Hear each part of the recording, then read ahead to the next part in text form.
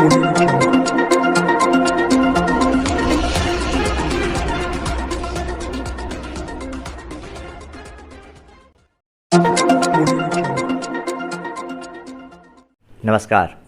इस वक्त हमारे साथ एक ऐसे शख्स मौजूद हैं जिनका तारुफ़ कराने की शायद कोई ज़रूरत नहीं है। इस वक्त हमारे साथ मौजूद हैं आसनसोल नगर निगम के पूर्व मेयर और इस वक्त पश्चिम बर्धमान ज़िले के कद्दावर भाजपा नेता जितेंद्र तिवारी जी।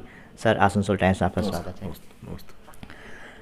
सर, कल 4 उपचुनावों के परिणाम आ गए, जिसमें टीएमसी नेताओं का कहना है कि प्रत्याशित था कि हम लोग चारों जीतेंगे।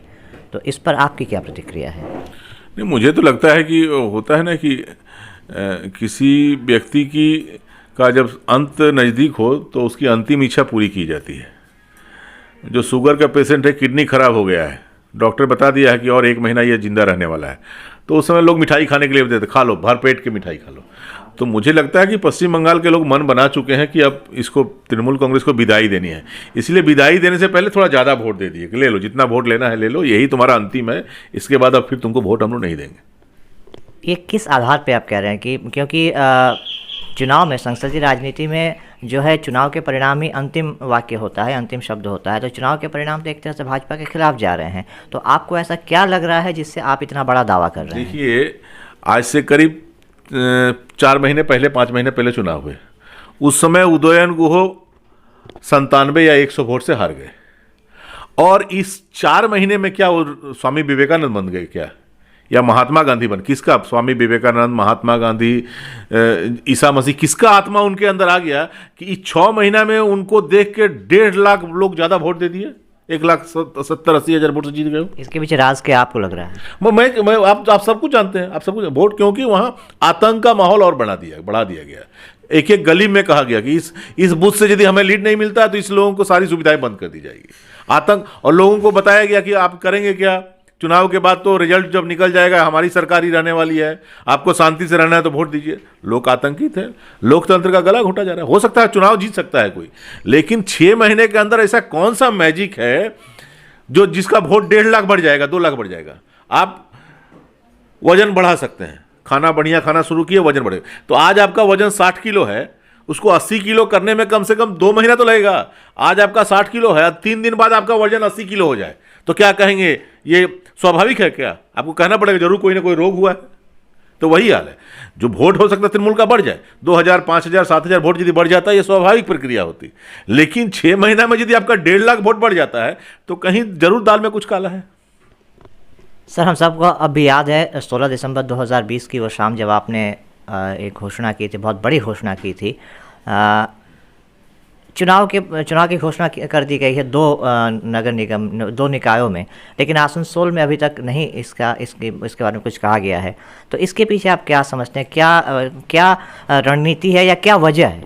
देखिए, वेस्ट बंगाल जो निर्वाचन आयोग है, निर्वाचन से जुड़े हुए जो भी पदाधिकारी हैं, वो पूरी इंडिपेंडेंट है नहीं, वो राज्य सरकार की अंगुली पर चलते हैं।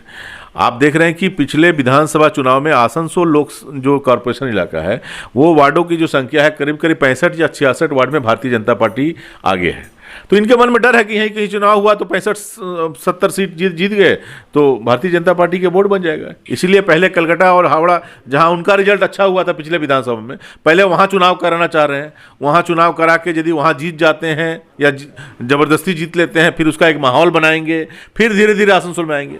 अभी चुनाव कराने से डर रहे हैं लोग, इसीलिए चुनाव यहाँ नहीं करा। मतलब यहाँ पे खेला करने की तैयारी चल रही है, ऐसा आपका मानना है? बिल्कुल खेला भी करें, उसमें कोई आपत्ति नहीं है, खेलने के लिए तो हम लोग तैयार हैं। लेकिन रेफरी को और अंपायर जो है उसको अपने पाले में रख के तब खेल रहे हैं, इसीलिए ये खेला अच्छा नहीं लग रहा है। ये फेयर खेला हो तो हम लोग हराने के लिए उनको तैयार हैं, लेकिन रेफरी भी अपना रख लीजिएगा, अंपायर अपना रख लीजिएगा, और अंपायर आपके तरफ निर्णय देगा।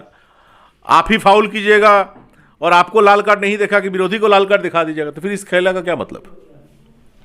सर, एक जनरल सवाल है, क्योंकि आप बहुत ही एक वरिष्ठ और अभिज्ञ ये हैं, राजनेता हैं, आपसे एक सवाल है कि पिछले कुछ समय से हमने ख़ास करके बंगाल में नेताओं का जिस तरह से पाला बदलते हुए देखा है, इससे पहले बंगाल में ये देखा नहीं गया था, ये संस्कृति देखी नहीं गई थी। खास करके चुनाव के बाद भाजपा के कुछ नेता जिस तरह से फिर से टीएमसी में चले गए, तो कहीं ना कहीं, माफ़ कीजिए, ये सवाल पूछना पड़ रहा है कहीं न कहीं नेताओं को लेकर लोगों के मन में जो क्रेडिबिलिटी होती है, क्या वो कम नहीं हो रही है?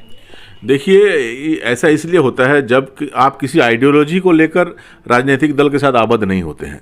जहाँ पर व्यक्तिगत जब जब आप किसी आइडियोलॉजी के साथ जुड़ते हैं तो इसकी संभावना कम रहती है, लेकिन जब व्यक्तिगत नफ़ा नुकसान इस पर ज़्यादा लोग ध्यान देते हैं तो ऐसी घटनाएं घटती है। जो लोग भी तृणमूल कांग्रेस में वापस जा रहे हैं वो देखिए भारतीय जनता पार्टी में आए थे, कुछ लोग भारतीय जनता पार्टी की आइडियोलॉजी से प्रभावित होकर आए थे, वो भारतीय जनता पार्टी में ही रुक जाएंगे। कुछ लोग आए थे कि भारतीय जनता पार्टी पावर में आ रही है, हम भी पावर एंजॉय करेंगे।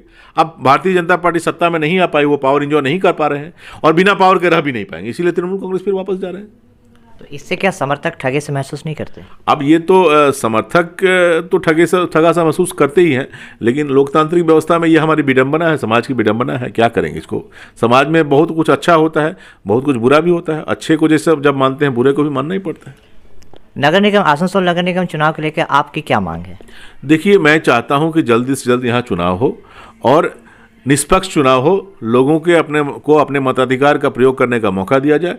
आसनसोल की जनता जिसे चुनेगी वो नगर निगम चलाएगा।